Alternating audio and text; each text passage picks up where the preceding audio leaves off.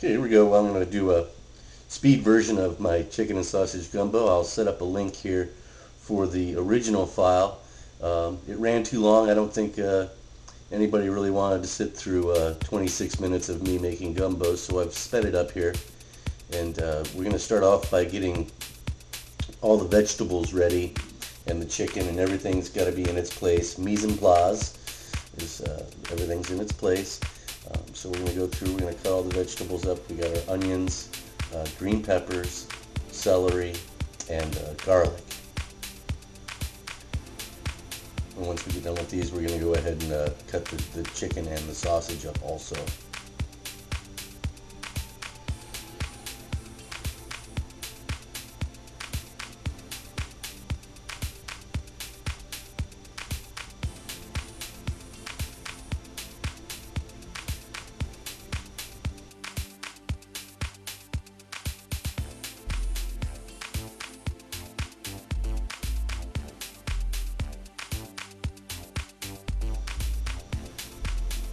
Here we go, we got the sausage done, and we're gonna, the chicken is semi-frozen. It helps to cut it into cubes.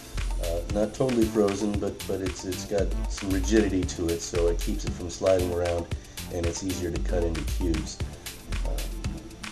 We're gonna start with about a cup of oil and about a cup and a quarter of flour. This oil is very hot. You bring it up to smoking point, and then we add the flour.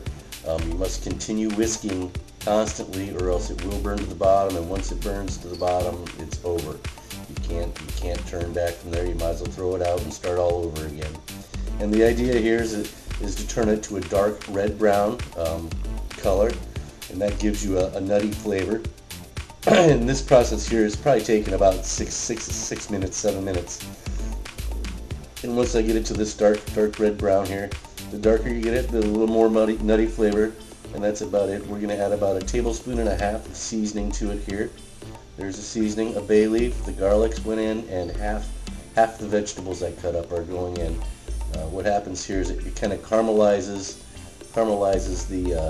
the vegetables there in the roux, and it starts to slow down the roux here.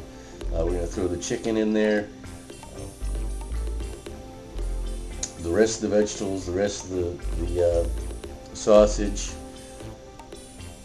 and we're going to stir that up some more. We're going to add another 1.5 tablespoons of the Cajun seasoning. I use Jay's Season Everything Cajun Spice, but you can use any good brand of Cajun seasoning or Creole seasoning.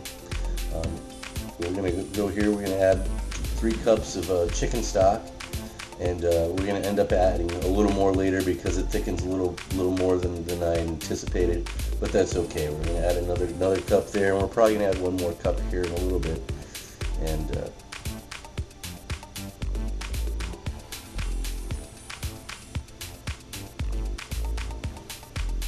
okay, we've added 1 more cup, 2 more cups, for a total of about 6 cups of stock went in here. And we'll add some more seasonings here a little later after we taste it. I'm going to go through making some rice here.